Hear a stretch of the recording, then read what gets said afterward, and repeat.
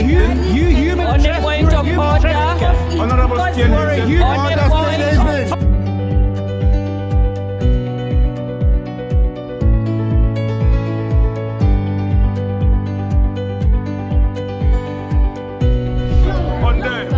They are not picking our calls. They made up their minds. So no agreement with the EU, but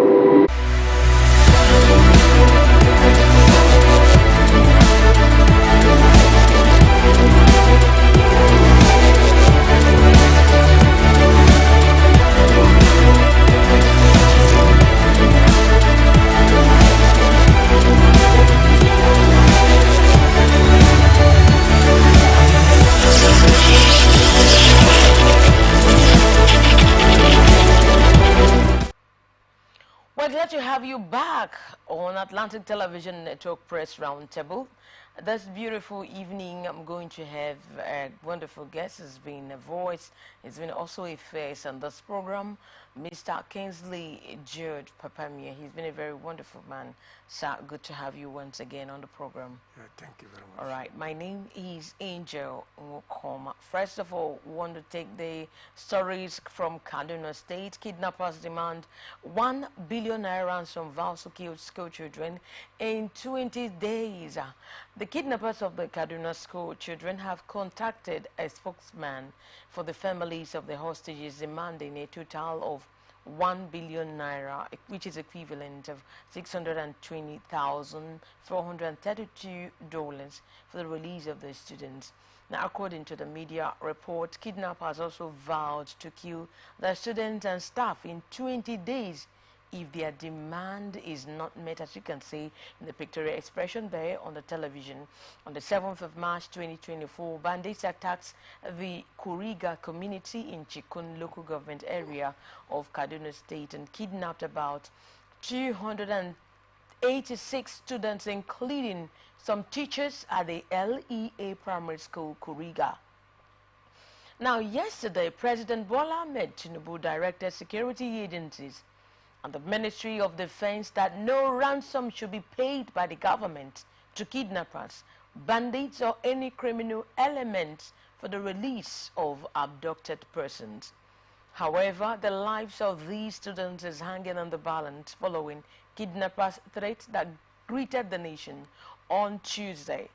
The kidnappers, according to Jibril Aminu, a community leader who acts as a spokesman for the families of the hostages, said They made a total of a 1 billion naira ransom demand for all the pupils, students, and staff of the school. That's what Aminu said. Said they gave an ultimatum to pay the ransom within 20 days, effective from the date of the kidnap. They said they will all kill all of the students and the staff if the ransom demand is not met. Now, Ibrahim Idris, an elected official from Kuriga Ward Municipal Council, confirmed the ransom demand and the amount. They called from a hidden number, but the authorities are working on getting the number, Ibrahim told media reporters. He added that the security forces were taking adequate measures to secure the release of the students. Now, you can see that, or like what we are watching on the screen. Yeah. This is actually happening in Kaduna State, whereby the students and the teachers and the pupils, they are all kidnapped by these bandits. And remember, first of all, the federal government has already banned families, they've already banned people from giving ransom to, or to all these bandits and all these kidnappers for the release of any one of them, being taken on hostage. But my question is now, if the money is not being given, what happens to those people on the hostage? And is it just they are demanding for 1 billion naira? Look at the state of economy. Look at Nigeria. There is no money. Everyone is crying. People are weeping. Is it really, is it realizable? Is it going to work out that they are going to bring 1 billion naira for the release of these people? If they are, and if they are not, what happens next? Remember the Chibok girls some time ago when they kidnapped them? Yes. They also made an attempt to kidnap so many of them in the schools again. Exactly. After that, yes. Now, some of them, even the Chibok girls, are still there. Most of them. Some of them have converted them to be their wives. They are there procreating, giving birth and all whatnot. Is it still going to be the story, or is anything going to be done about it? Because I'm actually worried as a media person. Yes, looking at the volume of money that is being requested for, yes, 1 billion naira, I think it's a very huge amount. And I don't think Nigeria can be able to afford it. Not that the money is not there, but I think there are most and very many important issues that are lying down there. But the life of our citizens, by the weight of the Constitution, is very paramount to us, because I think Constitution overrides every other law. And if we are looking at the Constitution properly, we'll understand that the lives of these people are very much important than any other thing. So I think what should play right now is all about negotiation. Okay. Yes, there should be a negotiation on the roundtable, because if we go by the oath which our public officers have sworn to come to office, you will agree with me that this is not the time that they should be telling stories. What did you swear for? You swore an oath to protect Nigeria and the citizens, isn't it? Yes. So why are you not doing it? And why don't you want to do it? So the president is obliged, but that this is the moment that our leaders should begin to put their hearts together, not to divide the house. Because anyone that is trying to divide the house is not helping Nigeria. Because right now, everybody is thinking on how to survive to see the next day. That's the situation that we find ourselves. We find ourselves in a situation where we are thinking about how to live to see the next day. Not that there's an assurance any longer. Because that's what we're praying for. And we don't want any disaster to come from any side of the country. But even at that, our citizens should understand that they don't have to live by the blood of their fellow human beings. They have the actors, the kidnappers, they have a right to live. And also the people that have kidnapped, they also have a right to live. And so if they tamper with their lives, surely they will also die. So the bottom line is that kidnapping should not be taken as a trade in Nigeria, because it is heading towards a very huge chaos It's just like a business now. Exactly. You know, and then I'm trying to look at the situation whereby they said that if the ransom is not met, that they will kill all of them. That's what I'm saying. That if they do that, they should also know that they will die. But we are very sorry that the Chibok girls story, I still believe, we are not done by people within our neighboring countries, within the country, but it was done by neighboring countries who took away our Chibok girls. Otherwise, till now, they would have seen them. That is the truth of the matter. Our neighboring countries infiltrated and did something that we did not understand. That's just the truth of the matter. Otherwise, if they're in this country, I think our forces are intelligent enough. They're intelligent enough to fish them out, no matter where they are. But that we don't want such things to continue to happen, to affect our people. Because as Nigerians, we are one people. It does not matter the language we speak. We have to think about how to safeguard against these problems. And that's why we're saying that our leaders should begin to plan. This is the time to plan. It's not the time to divide the house. It's not the time to divide the country. But how to plan to come out of this situation and ensure that every Nigerian, as the case may be, should have something doing. Now, because it's becoming a disaster that any person from any quarter, from anywhere, will just be looking or will be targeting lawful citizens and people who are going about helping the country's resources and then plunder whatever they want to do. So there is insecurity everywhere. That's what it means. If kidnapping is a business now, there is insecurity everywhere. Of course, even everywhere. It cannot be happening somewhere. It's going to escalate. But we are praying that God should intervene. Because this is the time that our leaders should think about putting every security apparatus, when I mean security apparatus, everywhere, to ensure that they filter information and work on that information to ensure that every step taken by these hoodlums and radicals and terrorists are nipped in the bud. Now, what can you say about what the president said, that he wouldn't want people like families to pay ransom to the families of those who have been kidnapped? What can you say about that? Yes, I think at this stage that already things have gone bad. I think it's a very delicate situation. This is not the time of stories, as I said before. This is a time of action. And when things are going wrong like this, you think about the life of the people first. I don't think about the money. Because so many of our money have gone into the drain, even by the house of politicians and other means. Those who did not die, why should these people die? So government should source for money everywhere to ensure that these people do not die. Okay. They have to negotiate. Okay, because there should be... our citizens are more than that money. Okay, that means their lives are more than that money. So you're actually talking about negotiation, or yes, for them to review what they said, not really saying that, because they said the individual has to be punished. Yes. That once you pay the ransom, let's just, for example, someone kidnapped or a member of my family. If I pay ransom, me that paid the ransom is going to be punished. So I think they have to review and look into it. And this is just like a business right now. Yeah, exactly. And when something like this happens, they will sit back and say, okay, let us use these tactics. Let us review it. If it means, calling external bodies outside to help Nigeria, at least to minimize it, I think it's going to go a long way. Yes, I think I heard in the news that they are bringing the United States intelligence officers to work on the security architecture of this country and make sure that, these hoodlums are been dealt with. Yes, have been dealt with severely. I think that's a good move. But what I'm trying to say is that we're talking about lives right now. Those that are in the trap,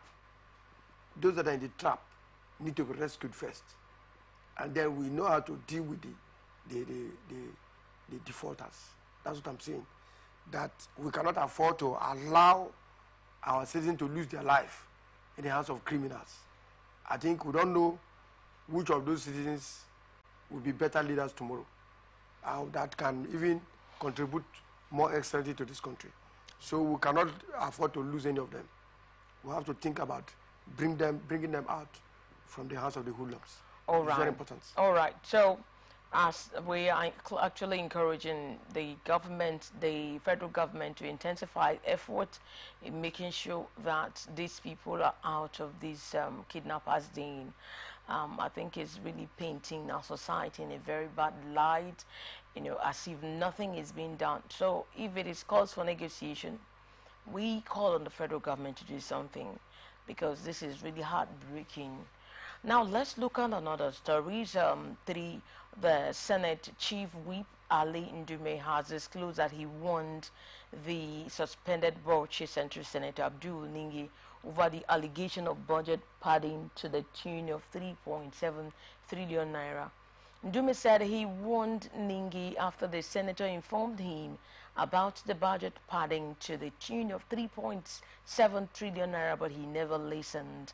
The Senate has suspended Ningi for 3 months after lawmakers deliberated over the allegations he raised.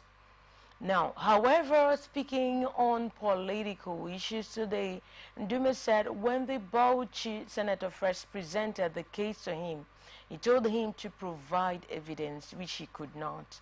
Ndume accused Ningi of making the 2024 budget an ethnic and political issue, which is wrong. Ndume said, I sat next to the Senate leader, that's Opeyemi Bamidele. He was very, very angry about what Ningi did, but honestly, me too. What he did, that's Ningi did, was wrong because he was involved, according to him. In the first instance, it started when they said capital projects were skewed to the south.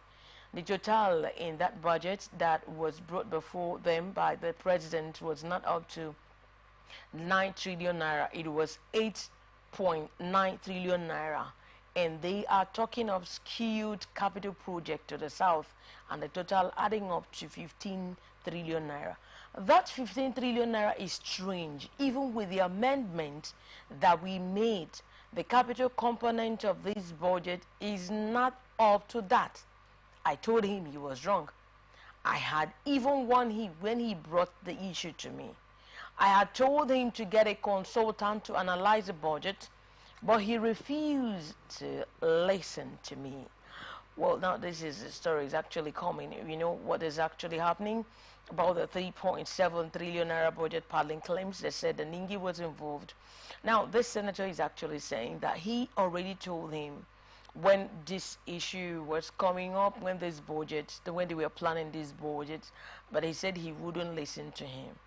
But my own part is, when he didn't listen to him as the senator, was it not really necessary for him to call other people or to make a report and say, this is actually what is trying to come up? Because our country, our economy is involved. Now, this is the plan you are making about this budget of 3.7 trillion naira. They said whatever they did with the money, nobody is aware. They are trying to make investigation, thorough investigation. Well, now, if you really want a transparent, whatever they are doing there, is it not for him to call other people to look into the matter before it escalated to this point? Yes, I think the step taken by Ningi was a little bit shocking. So it was a little bit shocking. That was why Oshimole, Senator Adams Oshimole, made a very strong statement. He said somebody that the secret of the house has been exposed publicly. It's actually a public ridicule. Okay? A public ridicule on the Senate. The National Assembly is our pride. It's not a place for ridicule. The National Assembly is our pride.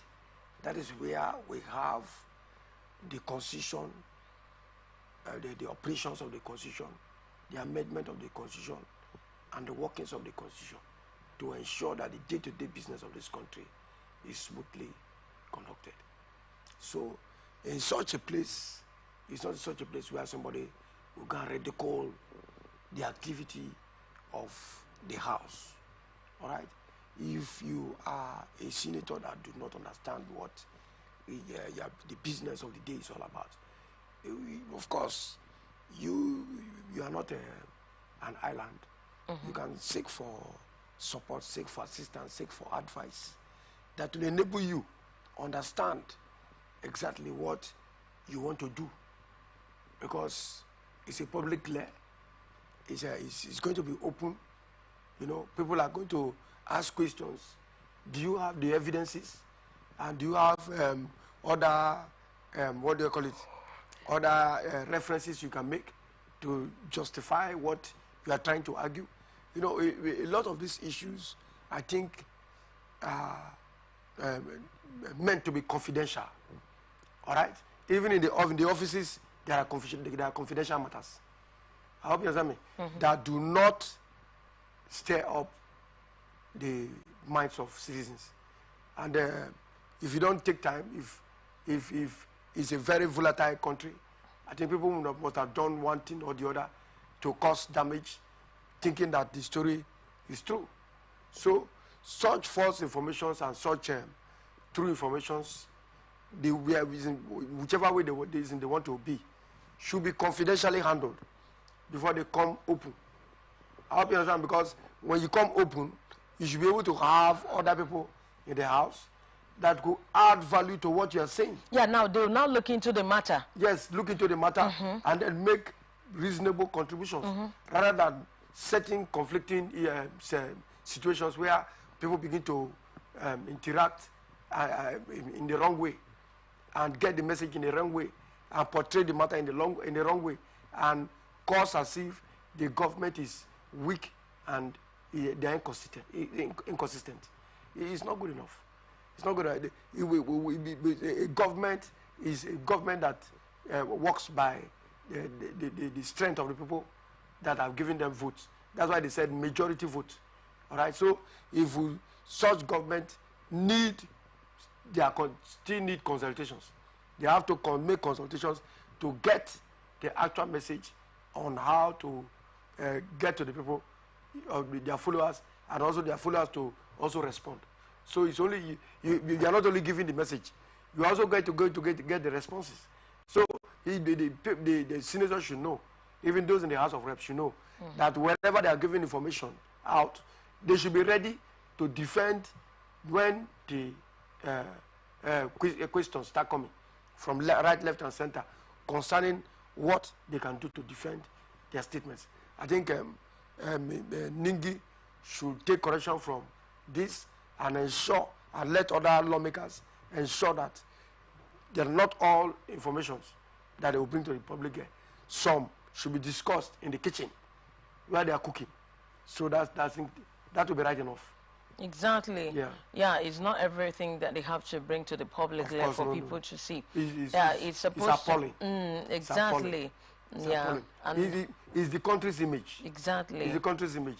That is where we have our selected lawmakers who are dignified and who represent us.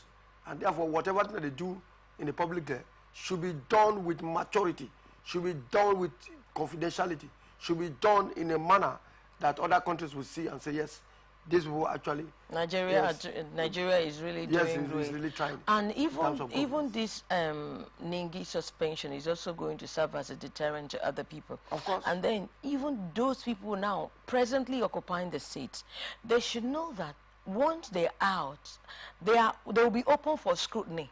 Of course.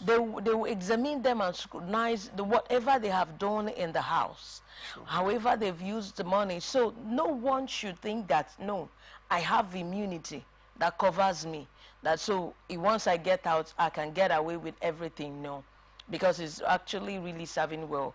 But yes, I think I want to commend the federal government for actually doing this. All right, this is Press Roundtable on Atlantic Television Network, and we want to observe a short break. When we come back, we look at the stories. First of all, we want to now look at the stories on what IPOB says. They say they will not allow ranching in Southeast. Just stay tuned and go nowhere.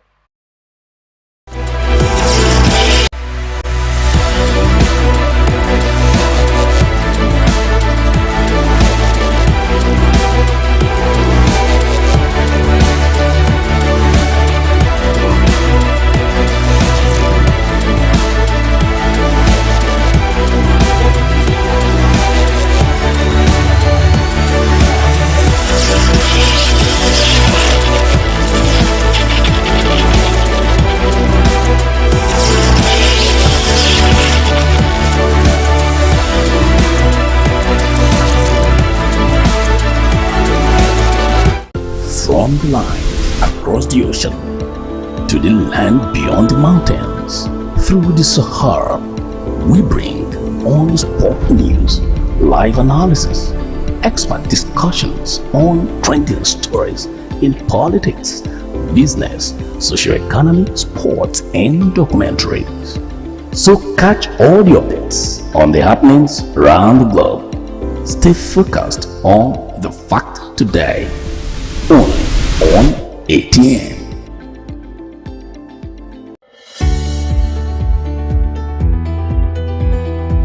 People into the country illegally. That is amazing. Honorable You human On the point of order. Honorable You're a human On the point of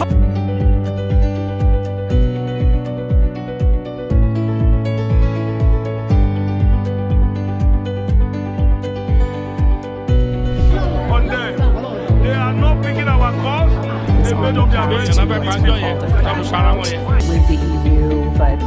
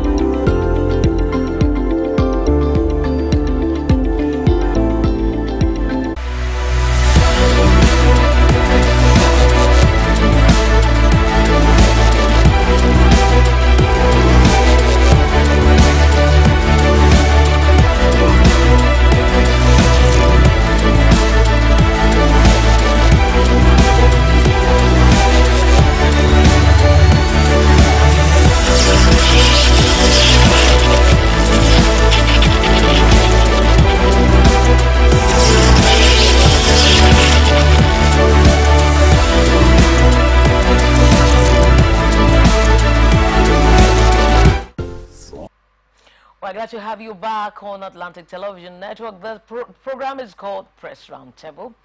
And let's look at the stories. The indigenous people of Biafra, IPOB, has vowed not to allow any governor in the southeast to cede any land in the region for ranching or any agricultural purposes to external forces.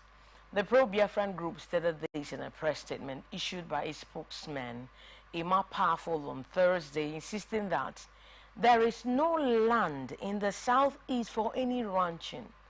The group was reacting to the directive by President Bola Tinubu for state governors to provide land for ranching in their state. They insisted that such a directive would subject the people to avoidable hunger and economic disaster and would further increase food scarcity and insecurity in the country. Nevertheless, they said, we in the IPOB movement and family will never allow ceding or selling any part of our ancestral land to these dangerous terrorists and bandits for whatever reason. The Biafra region has no land for whatever purpose.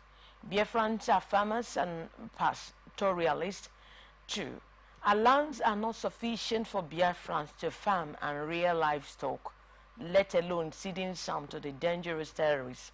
Now, President Tinubu can cede lands in the southwest and in the north, but definitely not in the southeast, not in the south-south.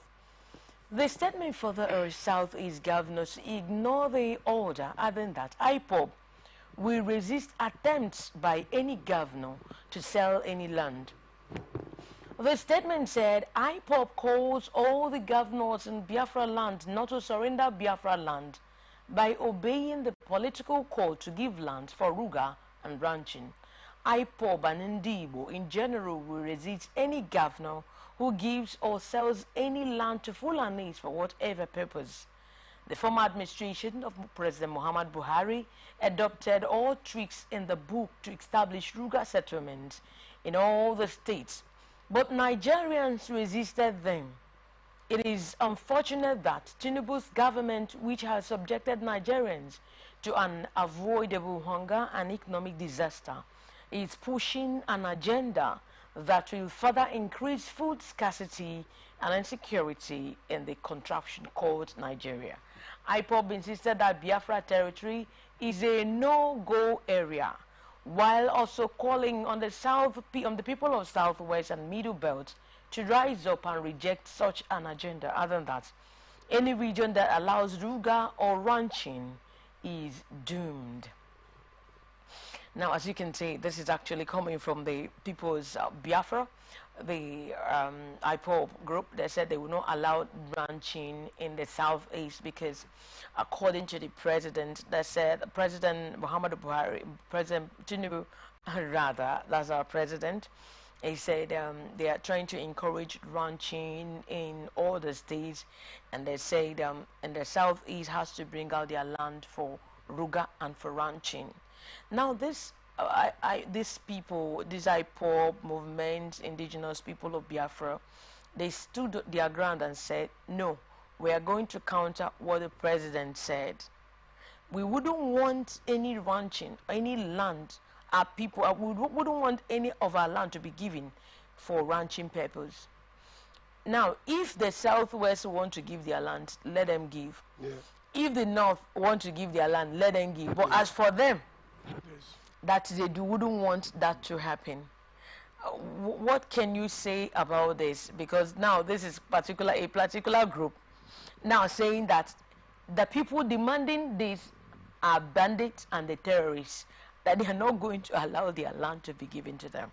What's your opinion on that? Yes, I think looking at what they are trying to ferment out is that they own a landed property, and they want to exercise their rights and powers. But the answer to that question is very simple. I want IPOB to understand that we have the Land Use Act. Okay. The Land Use Act gives right to every citizen of this country to have shelter, to walk, have the right to movement, life in any part of this country. So IPOB cannot wake up one morning and begin to tell people that because the Fulanis want a place to conduct their business, that they should not be given. Which of them will have a serious function and a very serious event that will not look for one of these cows? I'll go and buy me a cow. Or yeah, am I going to get cow? So you think of the benefit that it will give to you, not the other side. Because if you are thinking about the other side, then you are the one that want to foment trouble. Okay. Because you are trying to take laws into your hands, which the law says there is Land Use Act. If there is Land Use Act, you cannot take laws into your hands. You must follow things constructively. All right?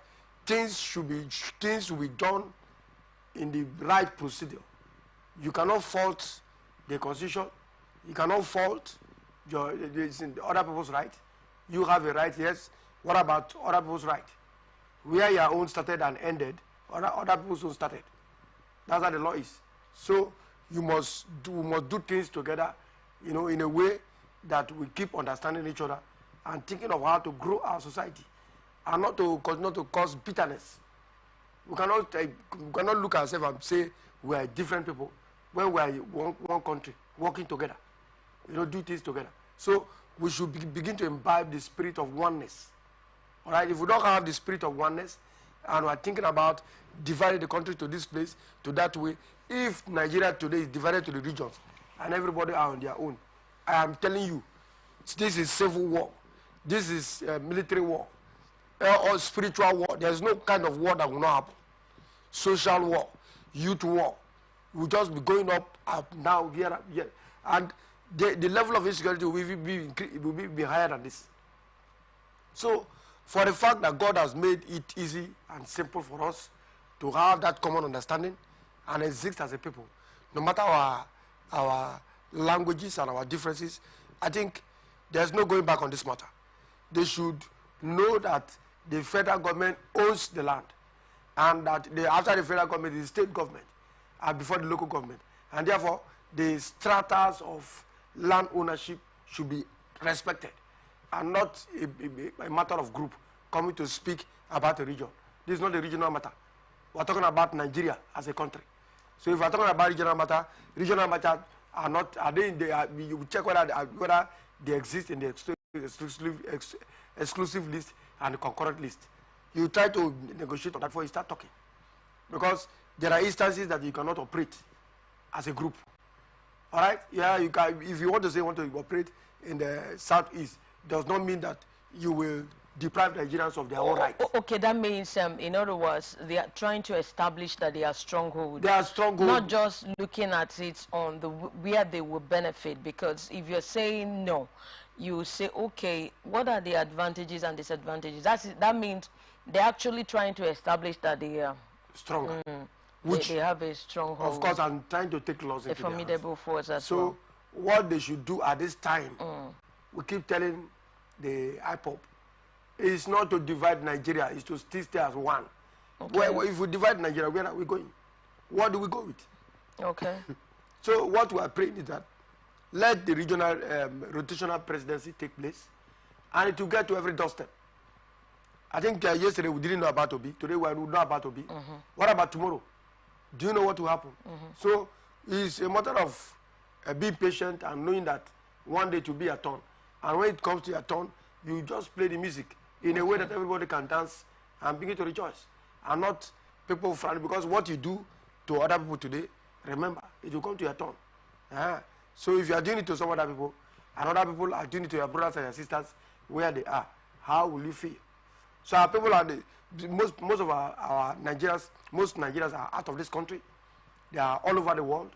And what do we talk about that? Or if our relations and our brothers and our sisters and our children can go as far as that? What about people that are within the country? So we shouldn't look for trouble, please.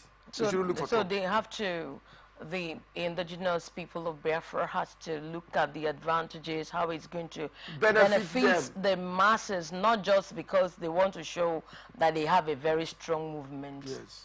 All right, I hope they are watching, I hope they are all listening so that they will know which way to follow. Well, I also have one happening in Taraba State about the military, how to rescue the victims.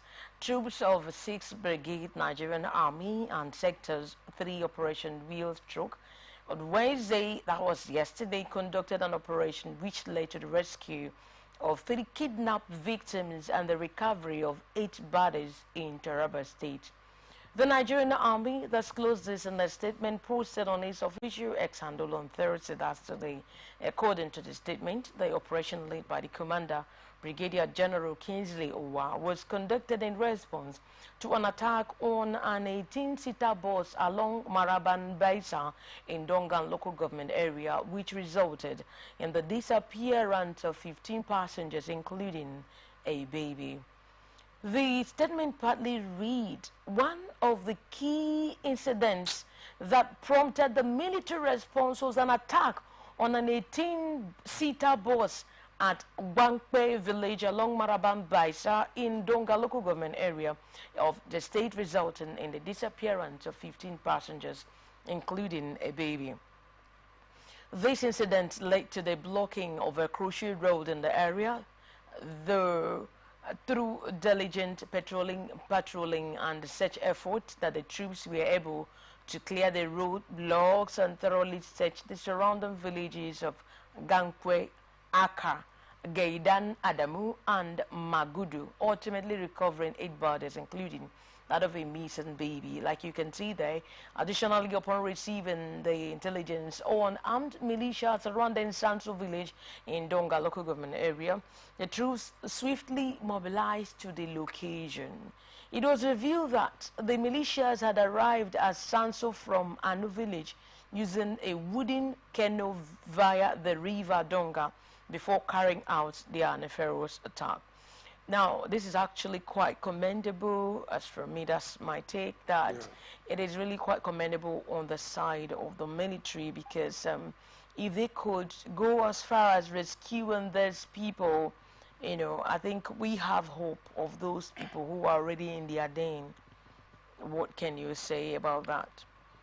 Yes, I think once more we keep commending the military. Yeah.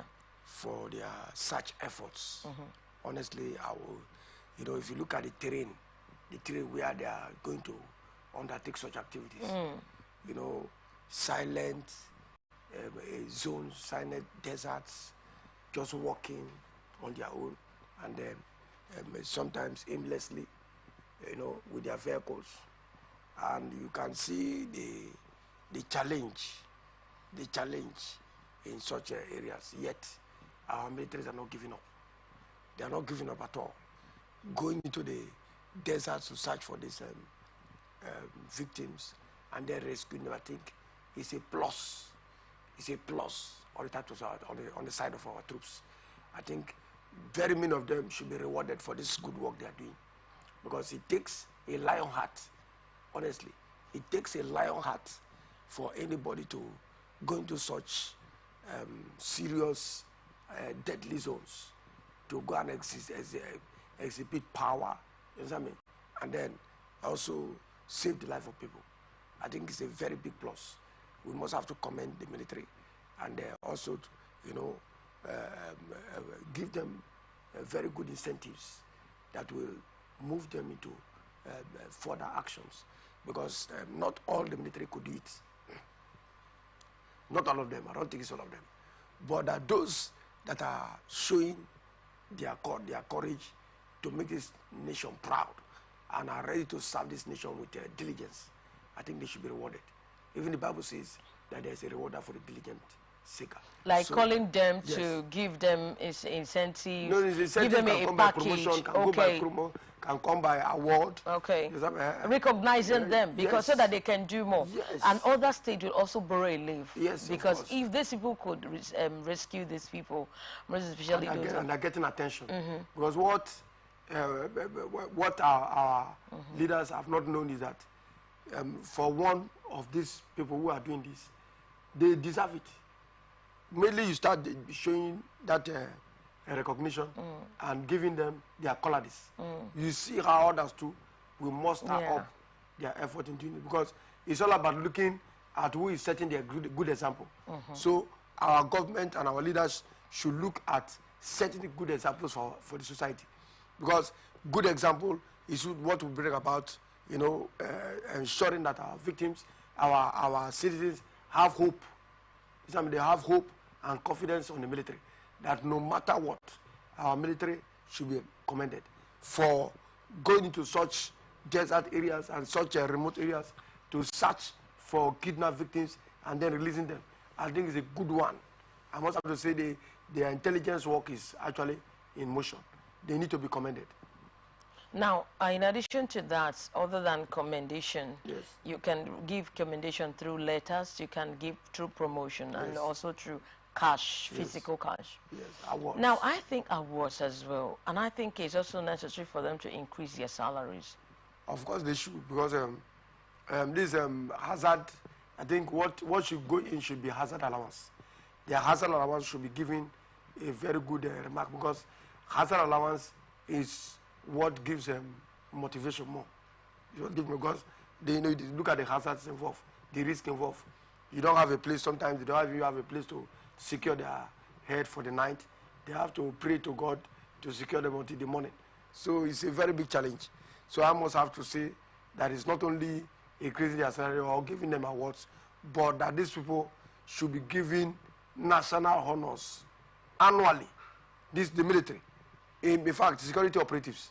That will make a lot of them to avoid corruption and look for the good name and the good example that will make this country proud. Because there are people that are ready to serve this country, and there are people that are ready to destroy this country. But I think God has a final say. But I want to tell those of the kidnappers who are trying to take the laws into their hands to put this country in such a shame, that the time will be up one day. The time will be up, because it is becoming a menace, and the menace must be curbed.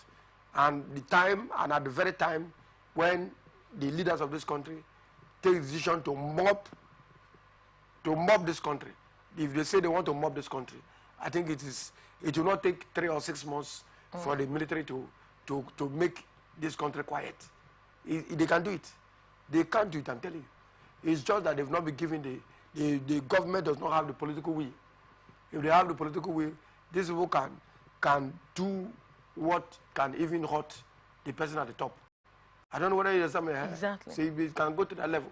So we all know the truth, but that some of us are not or cannot understand exactly how these things are going, because the players know the game they are playing, and they should play it in a way that it will be fair for this country, because our citizens can be taken as a ploy, you know what I mean, to criminals, because they have become a ploy to criminals. I've not seen where human lives become a ploy, you know what I mean, to criminals, to feed up, to rely on, to take as a defense when they have nothing doing. No, they must have something doing. That's what the government should do. These people should have something doing. Even if drop your guns, drop everything, come, we'll secure a job for you. They leave those things, and then they forget about the ransom. Instead of the ransom, we take their lives. Let them come. Government should provide alternatives for these people, and let this thing take rest, because it is alarming, and it is going in a way that if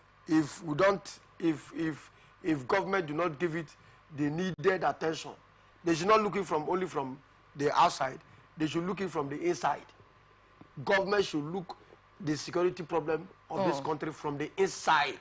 Okay. And ensure that before it gets outside, because right now these people are trying to see how they will take some of these crises to neighboring countries. And before you know, our security system will be porous.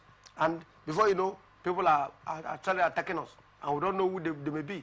But that the borders everywhere should be properly checked, because the economic situation and the hardship should not allow the country, the leaders to sleep. All right. They should wake up at every point in time, trying to listen and trying to make sure that things are done properly. Otherwise, it will go out of hands. All right, okay, I think the government are actually watching, they are also listening to these discussions that are going on. Once they create employment opportunities, once they stabilize the economy, I think these will be reduced to the barest minimum, whereby we won't hear at least every single week, every single day, report of kidnappers, those being held at hostages and all of that. Right, that's the much we can take for today. You can stay connected on Atlantic Television Network socials and follow and like our page, and on our Twitter, Atlantic TV Net, on Facebook and on YouTube, Atlantic Television Network, and on Instagram and on TikTok, Atlantic TV Network 1. You can also watch us live on StarTimes on channel 194 on our website, AtlanticNetwork.tv, on our app, ATN Live, on our YouTube and Facebook, Atlantic Television Network. ATN Press Roundtable, we provide the right narrative in news narration. And remember that at 9 o'clock, we shall be coming up with the global news, peace and unity are the pathways to progress. But at this point, I want to thank my guests on this program tonight. I want to thank you, Mr. Judge Kingsley Popamie. Thank you so very much. Thank you. Yeah, it's wonderful always having you, having a very wonderful time out with you. My name is Angel Nwokoma. Press Roundtable will also be your way tomorrow. Go away and enjoy the rest of our programs. Good evening.